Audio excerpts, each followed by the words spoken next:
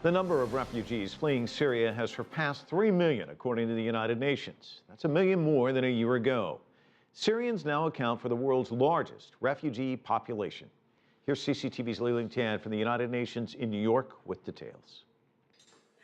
With a 15-year-old daughter and a disabled sister, single mother Iman is among 3 million refugees who have fled Syria in an exodus that began more than 3 years ago.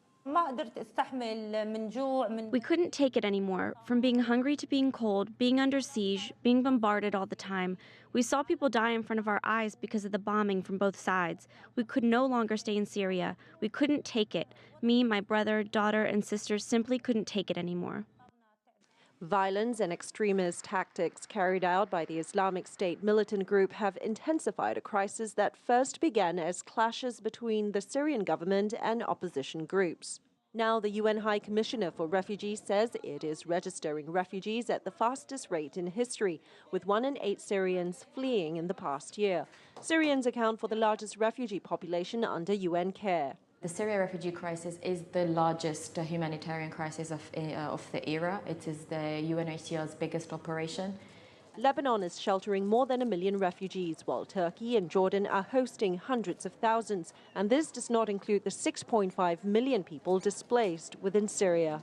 We are doing the best we can. The programs are ongoing, and we will continue to advocate for more support to neighboring countries, especially Lebanon, because there is a true need for financial support and burden sharing with a country that small accommodating this big a number of refugees.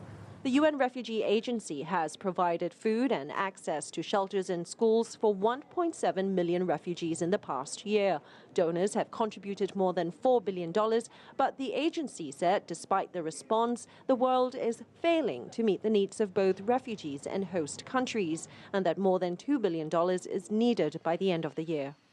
The UN is also looking to hold certain groups accountable for violence against civilians.